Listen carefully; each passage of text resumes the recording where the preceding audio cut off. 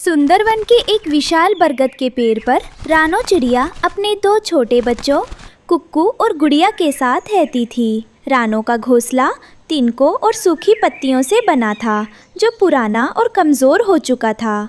गर्मी का मौसम बीत चुका था और आसमान में काले काले बदरा घिर आए थे। हवाएं तेज़ चलने लगी थी।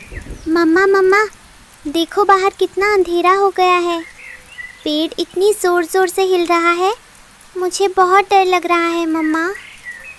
मम्मा, हमारे घोंसले से तो छत की पत्तियां उड़ रही है। पानी की ठंडी ठंडी बूंदें मेरे ऊपर गिर रही है। मुझे ठिठुरन हो रही है मम्मा। घबराओ मत मेरे बच्चों, जब तक तुम्हारी मम्मा तुम्हारे पास है तुम्हें कुछ नहीं होगा। आओ दोनों मेरे पंखों के नीचे छुप जाओ।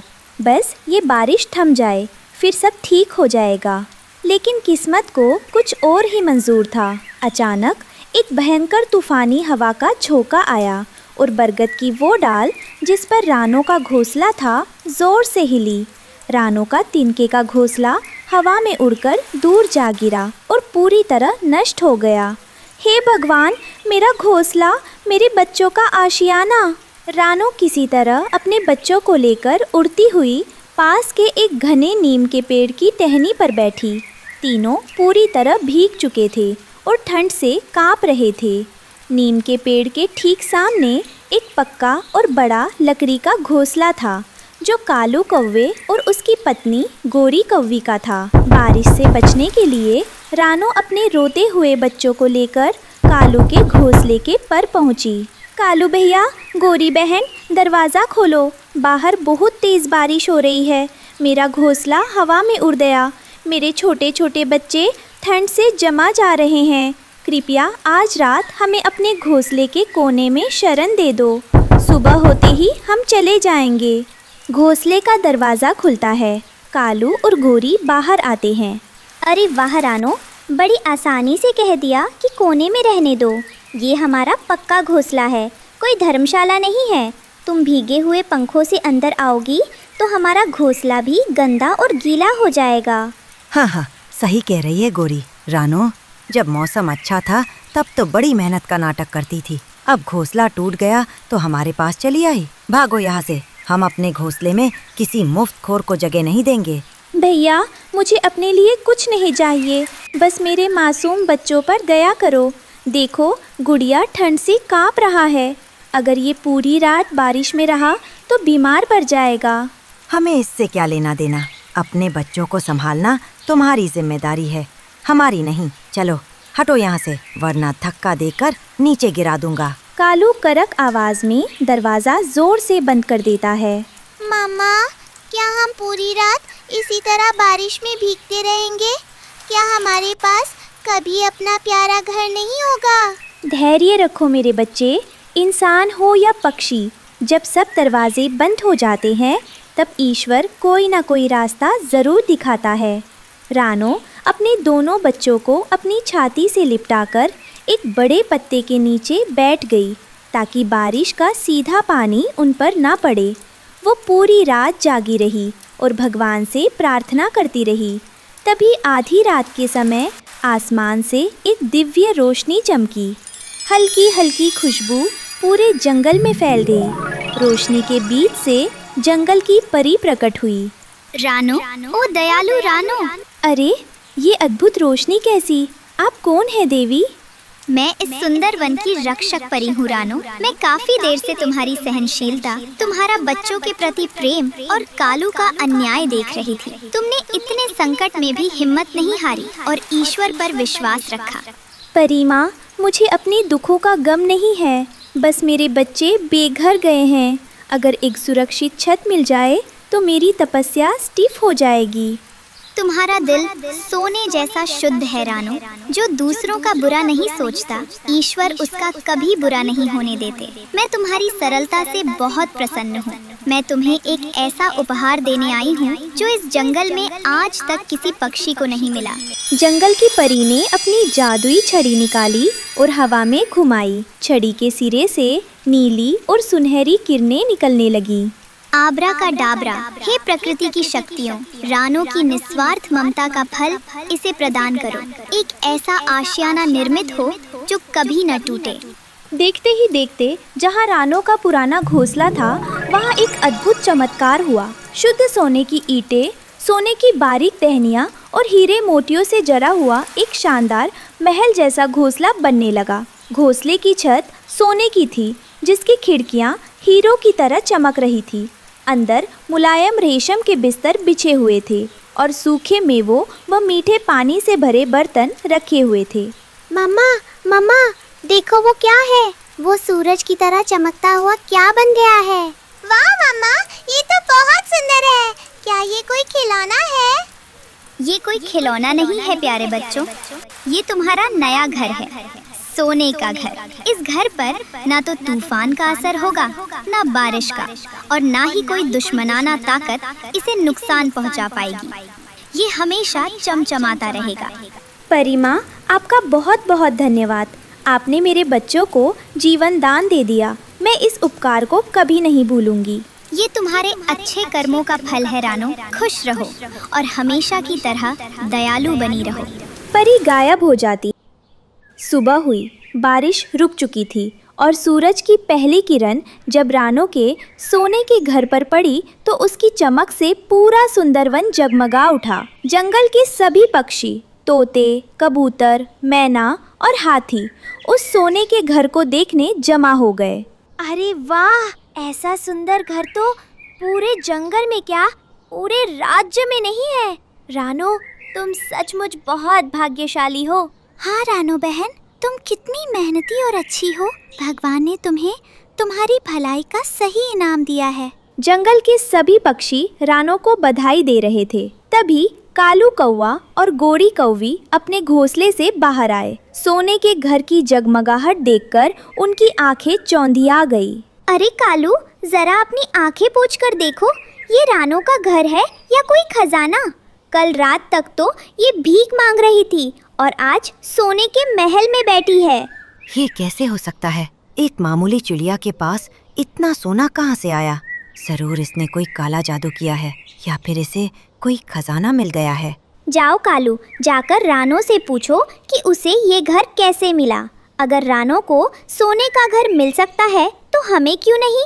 हम तो उससे बड़े और होशियार हैं। जलन के मारे कालू कौवा अपनी दुष्टता छिपाकर रानो के सोने के घर के पास पहुंचा। उसने देखा कि रानो अपने बच्चों को सोने के बर्तन में से मीठे मेवे खिला रही थी। अरे रानो बहन, राम राम। सुबह सुबह कितनी सुंदर लग रही हो तुम और तुम्हारे बच्चे। अरे वाह, ये घर तो बहुत ही कमाल का है। नमस्ते कालू भैया, कहिए सुबह सुबह कैसे आना हुआ? बस बहन, कल रात मुझे बहुत चिंता हो रही थी तुम लोगों की। बारिश इतनी तेज थी कि मैं दरवाज़ा नहीं खोल सका, वरना मैं तो तुम्हें अंदर ही बुलाने वाला था। मुझे माफ़ कर देना बहन। वैसे ये सोने का घर तुम्हें मिला कैसे? कोई गुप्त खजाना मिला क्या? नहीं भैया, कोई खजाना नहीं, ये तो जंगल की परी का आशीर्वाद है। कल रात जब हम बारिश में भीग रहे थे तब परी माँ आई और हमारी हालत देखकर उन्होंने अपनी जादुई छड़ी से ये घर बना दिया। ओहो, तो ये सब जंगल की परी का खेल है। अगर मैं भी बारिश में भीगने का नाटक करूं तो परी मुझे इससे भी बड़ा सोने का महल दे देगी। अच्छा रानो बहन, बहुत बढ़िया हुआ। चलो मैं चलता हूँ। कालू दौड़ता हुआ अपने घोंसले में गया और गोरी कौवी को पूरी बात बताई। गोरी, रास्ता मिल गया। सोने का घर बनाने का राज पता चल गया है। जल्दी बताओ कालू, क्या राज है? रानो को वो घर जंगल की परी ने दिया था जब वो बारिश में रो रही थी। अब हम भी वही करेंगे। आज रात हम अपने पक्के घोंसले को खुद ही तोड़ देंगे और पेड़ की टहनी पर बैठकर रोने का नाटक करेंगे। जब परी आएगी तो हम उससे रानो से भी बड़ा 2 मंजिला सोने का महल मांग लेंगे। वाह कालू, क्या दिमाग पाया है तुमने। लेकिन क्या हमें अपना सुंदर लकड़ी का घोंसला सचमुच तोड़ना पड़ेगा? अरे पगली, लकड़ी के घोंसले की क्या कीमत जब हमें सोने का महल मिलने वाला हो। चलो जल्दी से इसे तोड़ना शुरू करो। लालच में अंधे होकर कालू और गोरी ने अपनी चोंच मार मारकर अपना ही सालों पुराना सुरक्षित पक्का घोंसला पूरी तरह नष्ट कर दिया। शाम होते ही इत्तेफाक से आसमान में फिर से काले बादल छा गए और झमाझम बारिश शुरू हो गई। बारिश तेज होती जा रही थी। कालू और गोरी एक नंगे पेड़ की डाल पर जाकर बैठ गए। वे दोनों जानबूझकर जोर जोर से रोने और चिल्लाने का नाटक करने लगे। ओहो, हाय दया, हमारा घर टूट गया, हम बेघर हो गए। हे जंगल की परी, कहाँ हो तुम? आओ और हमारी मदद करो। हाहाकार मच गया है परी माँ।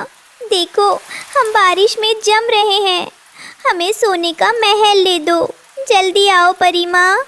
वे घंटों तक रोने का नाटक करते रहे, लेकिन नाटक करते करते सचमुच की तेज ठंडी हवाएं चलने लगीं। बारिश का पानी उनके पंखों में घुस गया।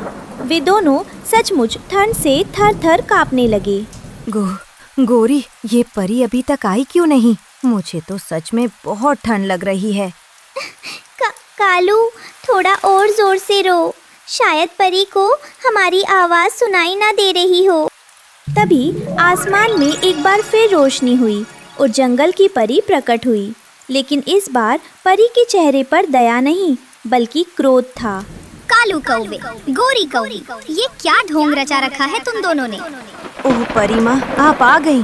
देखिए, तूफान में हमारा घोंसला टूट गया। हम बहुत गरीब और बेबस हैं।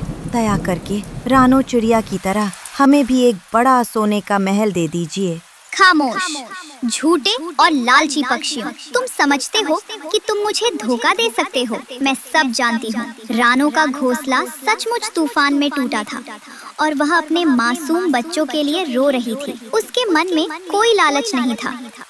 परी माँ, तुम दोनों ने कल रात रानो और उसके भूखे बच्चों को अपने घोंसले से धक्का देकर बाहर निकाल दिया था। तुमने जरा सी भी दया भावना नहीं थी और आज केवल सोने के महल के लालच में तुमने अपना ही बना बनाया घर अपने हाथों से तोड़ दिया। परी माँ, हमें क्षमा कर दीजिए, हमसे बहुत बड़ी भूल हो गई। सच्ची दया का पुरस्कार सोने का घर होता है और छलावा व लालच का पुरस्कार केवल विनाश होता है। तुमने लालच में आकर अपना असली घर खो दिया है। अब यही तुम्हारी सजा है। तुम्हें इस पूरे मॉनसून बिना घर के बारिश में ही रहना पड़ेगा। परी के गायब होते ही बारिश और तेज हो गई। कालू और गोरी के पास अब छिपने के लिए कोई जगह नहीं थी। वे पूरी रात ठंड और बारिश में कांपते रहे। लालच ने उनका अपना आशियाना भी छीन लिया था। सुबह जब धूप निकली तो रानो चिड़िया ने देखा कि कालू और गोरी ठंड से बेहाल होकर डाल पर पड़े हैं। रानो का दिल इतना दयालु था कि उसने उनके साथ हुए पुराने बुरे व्यवहार को भुला दिया। कालू भैया, गोरी बहन, आओ अंदर आ जाओ। यहाँ मेरे सोने के घर के बरामदे में धूप है और मेवे रखे हैं। आकर थोड़ा आराम कर लो। नहीं रानो बहन, हम इस लायक नहीं हैं। हमने तुम्हारे साथ इतना बुरा किया, तुम्हें बारिश में भगा दिया और तुमने आज हमें ही शरण दे दी। हमारा दिल पाप से भरा था, लेकिन तुम्हारा दिल सचमुच सोने का है। हमें माफ कर दो रानो बहन। आज हमें समझ आ गया कि लालच का फल हमेशा बुरा होता है। इंसान या पक्षी बड़ा अपने घर से नहीं, अपने मन की दया से बनता है। कालू और गोरी ने रानो से माफ़ी मांगी और कसम खाई कि वे कभी किसी से ईर्ष्या या लालच नहीं करेंगे। इसके बाद उन्होंने मेहनत करके अपने लिए एक साधारण सा नया घोंसला बनाया। वहीं दूसरी ओर रानो चिड़िया अपने बच्चों कुक्कू और गुड़िया के साथ अपने सोने के घर में हमेशा खुशियों के साथ रहने लगी।